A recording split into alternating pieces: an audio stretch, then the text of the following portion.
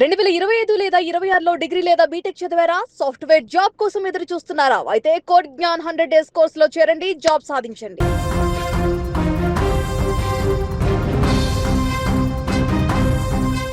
ఇప్పుడు ఆపండిరా జననాయకన్ సినిమా. ఇది తమిళనాడులో విజయ్ అభిమానులు చేస్తున్నటువంటి మాట.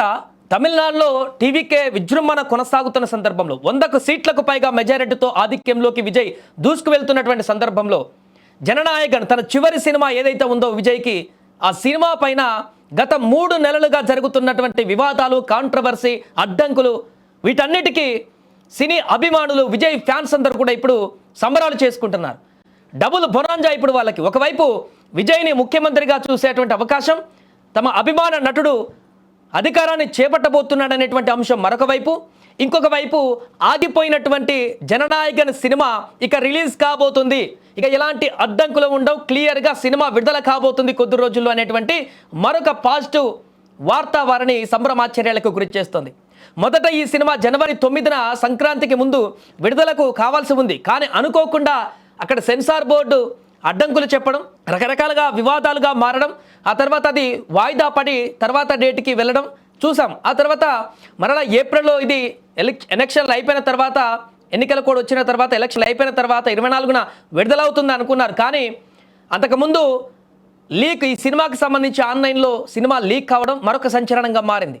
ఇలా జనవరి 9 నుంచి ఈ సినిమాకు సంబంధించి తమిళనాడులో ఒక రాజకీయ రగడం మొదలైపోయింది. విజయ్ సినిమాను కావాలని అడ్డుకుంటున్నారు అధికార పార్టీ, కానీ మిగతా వాళ్ళు ఈ సినిమాను ఎట్టి పరిస్థితులు, ఎందుకంటే జననాయకన్ సినిమా ప్రజల నాయకుడు అనేటువంటి ఒక మంచి పాజిటివ్ ఇంటెన్షన్ తోటి ప్రజల కోసమే పుట్టినటువంటి ఒక నాయకుడు కథను ఈ సినిమాలో పెట్టడం జరిగింది.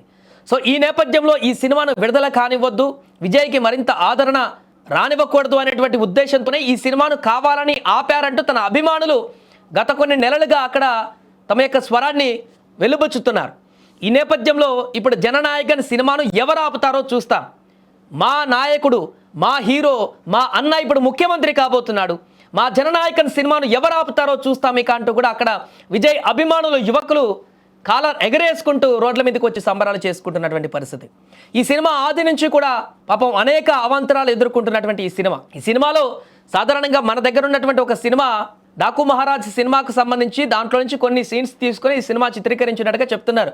మన దగ్గర ఆల్రెడీ రిలీజ్ అయినటువంటి ఆ సినిమాను చూస్తే అందరికి అర్థమైపోతుంది. దాంట్లో సెన్సార్ బోర్డు ఆబ్జెక్షన్ చెప్పేటువంటి సీన్స్ కానీ, లేకుంటే అంత దారుణంగా ఉన్నటువంటి సన్నివేశాలు కానీ, ఆ స్టోరీ కూడా పెద్ద మన దేశానికి ఏమన్నా ఇబ్బంది పెట్టేటువంటి సన్నివేశాలు కూడా లేనటువంటి స్టోరీనే అది. కానీ కావాలని దీన్ని ఆపారు అనేటువంటిది చాలా స్పష్టంగా కనిపిస్తుంది. టైటిల్ చూస్తే కూడా అర్థమవుతుంది, జననాయకన్ ప్రజల నాయకుడు. దాంట్లో ఆబ్జెక్షన్ చేయడానికి, సినిమా నిలుపుదల చేయడానికి ఎలాంటి అంశాలు ఉంటాయి? కావాలనేది ఎన్నికలకు ముందు విడుదలవుతున్నటువంటి సినిమా కాబట్టి దాని ఇంపాక్ట్ ప్రజల్లోకి వెళ్లకుండా అడ్డుకట్ట వేయడానికే ఈ ప్రయత్నాలు కొనసాగాయి అంటూ కూడా చాలా రోజుల నుంచి అభిమానులు ఆగ్రహించారు. ఈ నేపథ్యంలో అది కూడా ఇప్పుడు రాజకీయ అరంగేట్రం చేసిన తర్వాత విజయ్ చివరి సినిమా, ఇంకా సినిమాల్లోకి వెళ్ళేటువంటి అవకాశం లేదు, రాజకీయాల్లోకి వచ్చిన తర్వాత ఆ బిజీలో ఉంటాడంటూ కూడా విజయ్ చెప్పిన సందర్భంలో ఆ చివరిసారిగా వెండితెరపై మా హీరోని మేము చూసుకోవాలి, ఆ సినిమాను చూసి రికార్డులు తిరగరాసే విధంగా మేము కలెక్షన్స్ ఇవ్వాలి అని చెప్పేసి అభిమానులు అక్కడ ఆతృతగా ఎదురు చూస్తారు. ఇది మరింత ఆగ్రహానికి కారణమైంది ఫ్యాన్స్కి. ఈ సినిమాని అడ్డంకులకు గురి చేయడం కూడా అభిమానులకు, సినీ అభిమానులకు కూడా ఆగ్రహానికి గురి చేసింది.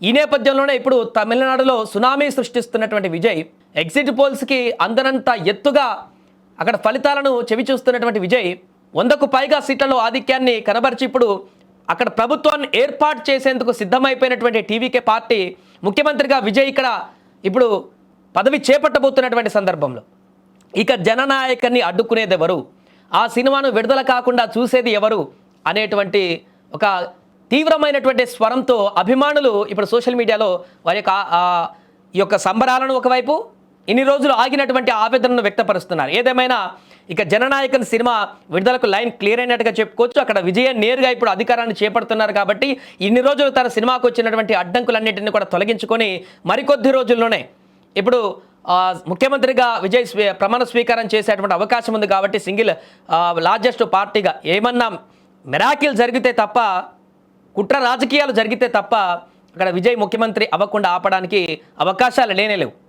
కాబట్టి ఈ ఫార్మాలిటీస్ అన్నీ అయిపోయిన తర్వాత తను పదవి చేపట్టిన తర్వాత కొద్ది రోజుల్లోనే అభిమానులకు ఒక ఈ కనుల పండుగగా ఈ సినిమాను విడుదల చేసి తమ అభిమానులందరికీ కూడా విజయ్ ఇప్పుడు ఈ సినిమా ద్వారా సినీ అభిమానులందరికీ కూడా ఒక పండుగ వాతావరణాన్ని అయితే సృష్టించబోతున్నాడు. ఏదేమైనా జననాయకన్ సినిమాకు సంబంధించి ఈ సందర్భంగా నెట్టింట మంచి చర్చ అయితే కొనసాగుతుంది.